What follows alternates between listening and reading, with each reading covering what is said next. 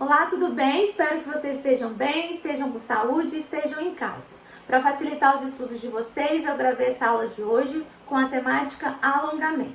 Na plataforma de vocês vai estar disponível um texto sobre o assunto, além dos slides da aula.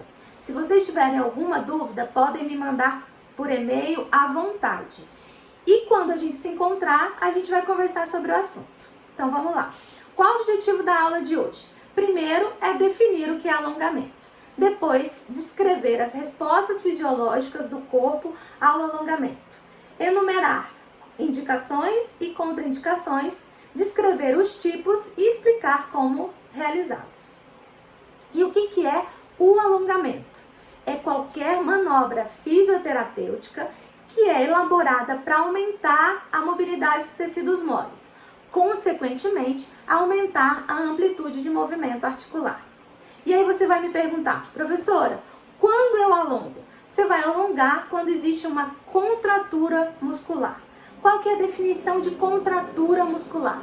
É um encurtamento adaptativo das unidades músculos-tendíneas devido a uma perda de amplitude de movimento. Ou seja, por algum motivo, a pessoa deixa de realizar a amplitude de movimento articular, pode ser por uma lesão ou pode ser simplesmente por uma má postura, ela deixa de realizar toda a amplitude de movimento muscular, consequentemente, vai causar um encurtamento muscular. O que a gente tem que pensar é o que vai ocorrer dentro do músculo. Primeira coisa é uma diminuição das proteínas contráteis, ou seja, uma redução do número de miofibrilas. Essa adaptação vai ocorrer principalmente nas fibras de contração lenta.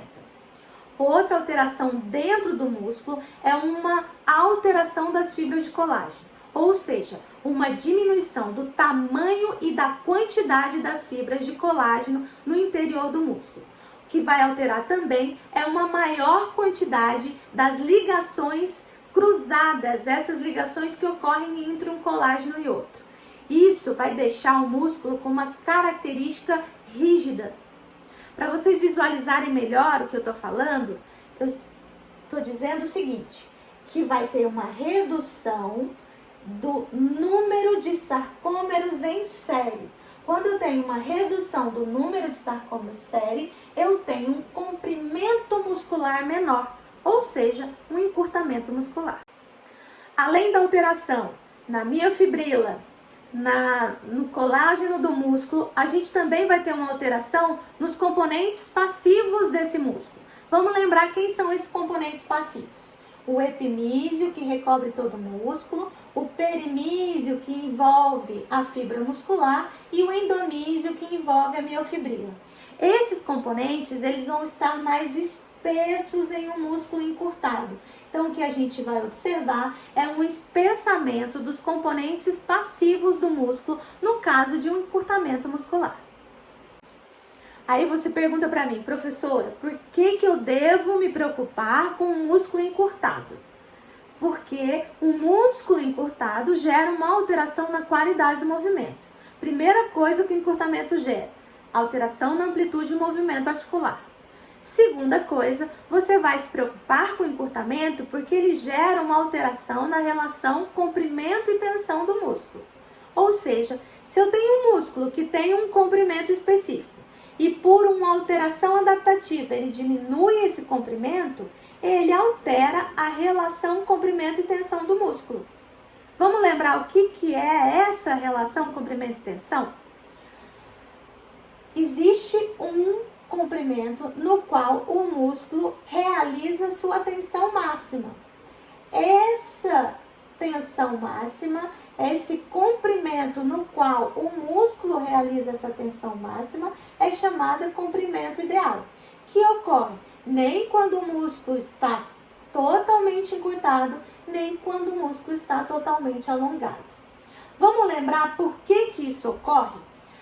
O comprimento, no momento em que esse músculo está sob tensão máxima, é porque há uma interação de todas as actinas e todas as miosinas dentro do músculo. Se esse músculo diminui o comprimento, o que vai ocorrer? Uma sobreposição desses filamentos. Com a sobreposição dos filamentos, nem todas as actinas e miosinas musculares vão poder interagir. Se eu aumento o comprimento do músculo, há um distanciamento dessa actina e miosina. Se há um distanciamento dessa actina e miosina, nem todas essas actinas e miosinas poderão interagir.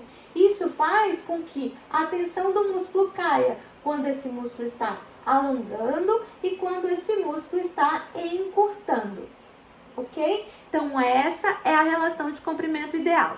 Se você tem uma diminuição do comprimento do músculo, o músculo vai alterar essa relação, o que diminui a qualidade do movimento. Vou tentar exemplificar ainda melhor essa relação de comprimento e tensão. Vou dar como exemplo a articulação do cotovelo. A articulação do cotovelo no plano sagital faz o movimento de extensão e flexão.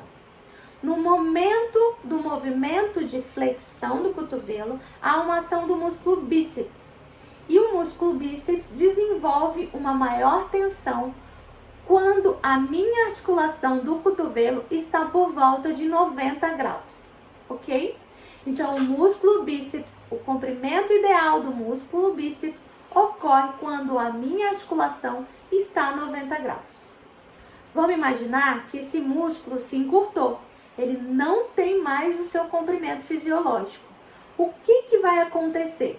Será que ele vai executar uma maior tensão a 90 graus? Não, essa relação muda. Então muda a qualidade do movimento articular. É por isso que você, fisioterapeuta, vai se preocupar tanto com o encurtamento muscular, porque isso altera a qualidade do movimento, alterando o padrão de movimento muscular e articular, ok? E como é que a gente vai resolver isso? Então, como que a gente resolve isso? A gente resolve com a manobra de alongamento. É por meio da manobra de alongamento que a gente aumenta o comprimento muscular. Eu queria falar para vocês qual a diferença de alongamento e flexibilidade. Alongamento é a técnica, é a manobra terapêutica. Flexibilidade é uma característica muscular, ou seja, é uma habilidade de mover uma ou várias articulações de maneira suave e confortável em uma amplitude irrestrita e sem dor. Essa é uma característica muscular, ok? Então essa é a diferença. Alongamento é uma manobra, flexibilidade é uma característica muscular, ok?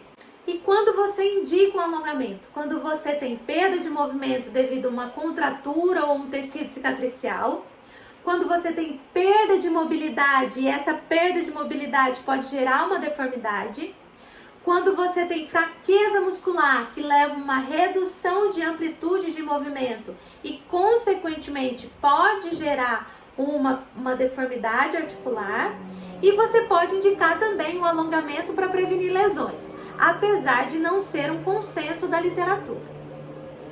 Quais são as contraindicações do alongamento? Quando há um bloqueio ósseo, quando há uma fratura recente, quando você evidencia processo inflamatório ou infeccioso nas articulações ou no tecido muscular, dor aguda constante com o alongamento ou com o movimento articular, e quando a pessoa é hipermóvel, não há necessidade de realizar a manobra de alongamento muscular. Agora, muita atenção aos tipos de alongamento, porque são várias nomenclaturas que acabam confundindo um pouquinho a cabeça da gente, mas vamos lá. A gente tem 3 tipos de alongamento: o estático ou passivo, o balístico e o ativo. Então são 3 tipos: passivo, balístico e ativo. O ativo também é chamado de facilitação neuromuscular proprioceptiva. Então, se você buscar alguns artigos de alongamento ativo, você vai buscar com o nome facilitação neuromuscular proprioceptiva. O alongamento ativo, ele pode ser dividido em 3 tipos diferentes. E esses 3 tipos diferentes têm diferentes nomes para confundir a cabeça da gente. Vamos lá. O primeiro é manter, relaxar, ou também chamado de contrair e relaxar, ou também chamado de contração, relaxamento. Então, o primeiro é chamado de manter, relaxar, ou contrair e relaxar, tá? O segundo é chamado de contração do agonista, tá? Contração do agonista ou inibição recíproca. Vocês vão ver alguns livros, alguns artigos, chamando contração do agonista de inibição recíproca. Anota aí. E você tem o terceiro, que é a junção dos dois primeiros. Manter, relaxar com contração do agonista. Ok? Então, vamos lá. Eu tenho 3 tipos de alongamento. Estático, balístico e ativo. Ok? O alongamento ativo é subdividido em 3. Tem 3 formas diferentes de aplicar o alongamento ativo, que é chamada de manter, relaxar, contração do agonista, manter, relaxar com contração do agonista. Ok? Vou gravar um outro vídeo que eu vou exemplificar cada um desses alongamentos. Então, como modo de alongamento, a gente também pode dividir em 3. Manual passivo, mecânico e autoalongamento. Manual, o próprio nome já diz, vai usar as mãos para realizar a manobra, ok? O mecânico é quando a gente utiliza algum instrumento para isso. O autoalongamento é quando eu mesma executo o alongamento em mim, por isso que é chamado autoalongamento. O autoalongamento, ele pode ser feito de forma ativa ou passiva, ok? Então, a gente pode usar a estratégia de autoalongamento de forma ativa ou passiva. Eu vou gravar um outro vídeo que eu vou exemplificar esse autoalongamento ativo e passivo melhor, ok? Então, vamos lá, para terminar a aula de hoje, eu vou falar de algumas regrinhas sobre o alongamento. Primeira coisa, alinhamento e estabilização. Para que você tenha uma eficácia no seu alongamento, você tem que ter certeza que as estruturas corporais estão bem posicionadas para favorecer o aumento do comprimento muscular. Para cada músculo, vai ter um posicionamento adequado que favorece o aumento de comprimento daquele músculo. Outra coisa, intensidade. Alongamento causa dor. Então, qual a intensidade que você vai realizar esse alongamento? No limite da dor. Isso mesmo. Você estira, tensiona o músculo. O paciente vai referir dor neste momento e você vai tensionando no limite da dor dele. Como que você vai fazer isso? Perguntando a ele, observando como é que está esse paciente, ok? Então, a intensidade é no limite da dor, mas alongamento causa dor sim. Duração. Os artigos, né, já preconizam que são 30 segundos de manutenção da tensão. Ou seja, minimamente 30 segundos tensionando aquele músculo para você ter uma eficácia do alongamento, tá? Para você conseguir alcançar o seu objetivo. Ok, 30 segundos, mas repetidas algumas vezes.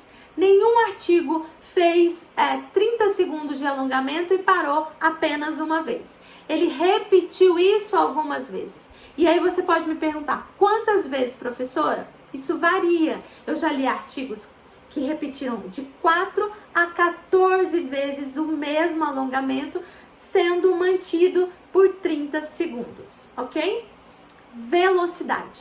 O que a gente fala é, o alongamento tem que ser feito lenta e progressivamente. Se você pegar um elástico e estirar ele rapidamente, há probabilidade de lesão. Por isso, não tensione o músculo rapidamente que você pode lesar. O alongamento tem que ser feito lenta e progressivamente. Frequência. Frequência que eu realizo esse alongamento no meu paciente. Se a gente seguir as recomendações da OMS para o exercício físico, minimamente 3 vezes por semana para você ter benefícios, ok? Então, a frequência pode variar de 3 a 5 vezes por semana. O aquecimento. Aquece antes de executar o alongamento? Sim, nenhum artigo iniciou o seu protocolo sem aquecimento. Então, antes de iniciar o alongamento de determinado músculo, você tem que aquecer esse músculo. Melhor forma de aquecer o músculo é contraindo e relaxando esse músculo, ok? Então, qual que é a melhor forma de aquecer o músculo? E por que aquecer, né? Primeira coisa, por que aquecer? Porque o aquecimento diminui a viscosidade dos tecidos. Se diminui a viscosidade, esse tecido fica mais maleável. Se o tecido fica mais maleável, fica mais fácil de estirá-lo, ok? Aquecer. A melhor forma de aquecimento é contraindo e relaxando o músculo. Professora, mas eu posso aquecer de uma outra forma? Eu posso fazer uma bolsa de água quente? Eu posso usar um infravermelho? Eu posso usar algo que aqueça aquele músculo antes de executar o alongamento? Sim, pode. Já alguns artigos mostram que o infravermelho tem um efeito de diminuir a viscosidade desse músculo, a viscosidade do tecido muscular e, consequente, melhorar a eficácia desse alongamento. Então, sim, aqueça, pode ser de uma forma mecânica ou usando algum aparelho para isso, ok? Então, para fechar a aula de hoje, infelizmente vocês não estão aqui pertinho de mim para fazer pergunta, mas imagino que tem uma pergunta clássica aí na cabeça de vocês. Professora, eu alongo antes do meu treino de musculação? A resposta é não. Não alongue antes do seu treino de musculação. Se seu objetivo é o ganho de força muscular, você quer o quê? Que o seu músculo esteja preparado para exercer tensão. Se você alonga antes, o que você faz? Você relaxa a musculatura. Exatamente. O alongamento muscular relaxa a musculatura. Por quê? Porque ele diminui a velocidade do arco reflexo simples. E isso relaxa o teu músculo. Então, você quer, no dia do seu treino de força, que seu músculo esteja relaxado? Não. Então, se você quer fazer ganho de força, escolha um dia separado para o ganho de força. Se você quer treinar alongamento, se você quer aumentar o comprimento do seu músculo, escolha um dia para realizar o treino de alongamento, ok? Então, não, você não faz exercício antes do treino de musculação, você pode fazer depois sem problemas. É benéfico, o teu músculo está aquecido e aí você vai conseguir alongar mais, ok? Era isso por hoje. Muito obrigado, espero que a aula tenha sido produtiva para vocês. Esperem o vídeo 2, porque no vídeo 2 tem a parte prática, ok? Beijos, até mais! Oi gente, tudo bem? Hoje eu vim relembrar o que minha mãe ensinou para vocês. Primeiro, temos 3 tipos de alongamento. Tipo 1, estático ou passivo. Segundo, balístico. Terceiro, ativo ou FNP. Sendo que o ativo tem 3. Manter e relaxar. Contrações do agonista. Manter e relaxar com a contração do agonista. Tchau! Oi, gente! Hoje eu vou mostrar o que é flexibilidade. É isso, ó. Então, continuando a aula, eu vou falar sobre alongamento passivo. O alongamento passivo consiste em estirar o músculo que você quer alongar e manter esse estiramento durante 30 segundos. Então, vamos lá. Vou alongar passivamente os músculos isquiotibiais. Vamos lá, Sofia, deitada. Olha esse aqui. Isso. Então, vamos lá. O que eu falei? Tem que observar alinhamento e estabilidade. Então, vamos lá, para alongar os músculos isquiotibiais, eu vou flexionar um dos segmentos, posicionar a lombar e a pelve, Vou flexionar o quadril e estender o joelho, porque os músculos isquiotibiais são biarticulares. Então, eu tenho que, para alongar, flexionar o quadril e estender o joelho. Vou estirar, observar a intensidade, se tá doendo, se não tá, e manter durante 30 segundos. E isso vai se repetir várias vezes. Esse mesmo músculo, eu vou alongar ele agora ativamente. Vou fazer o alongamento do tipo contrair e relaxar. Para isso, o que a gente precisa fazer? A gente precisa estirar o músculo que a gente quer alongar, solicitar a contração do músculo pelo paciente, manter a contração durante 3 segundos. Quando o paciente relaxar, eu ganho amplitude de movimento. Então, novamente, eu vou usar o exemplo dos músculos isquiotibiais.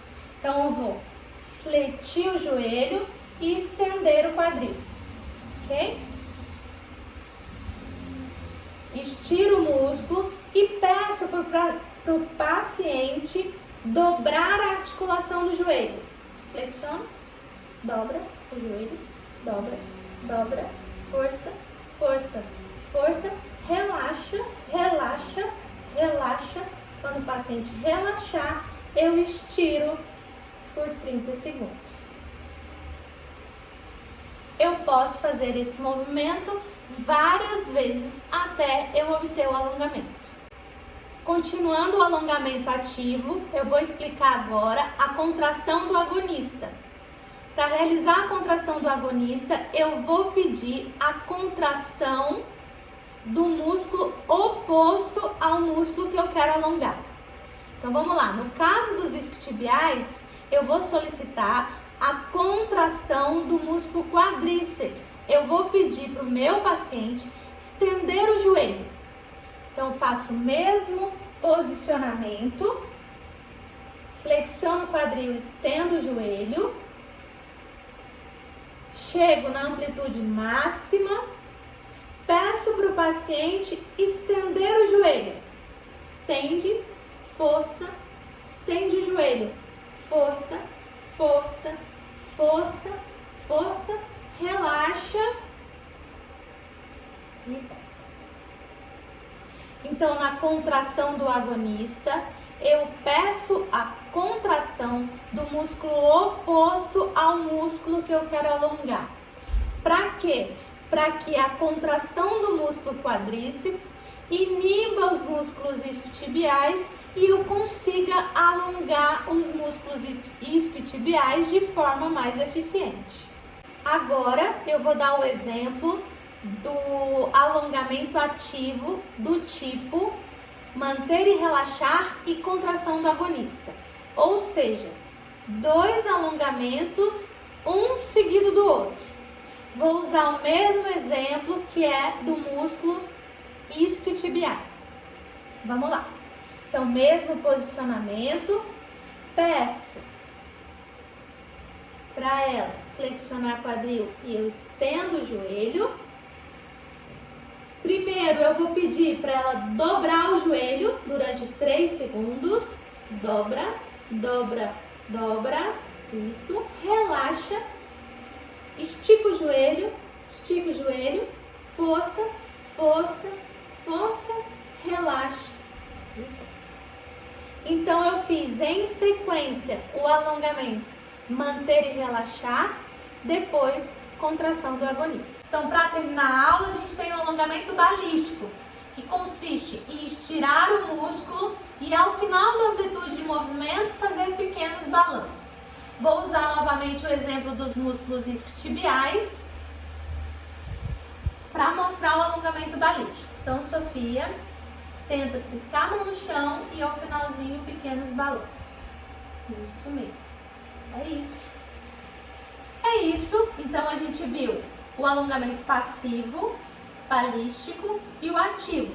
Sendo que o ativo a gente Viu também o manter ou relaxar, contração do agonista, manter e relaxar com contração do agonista.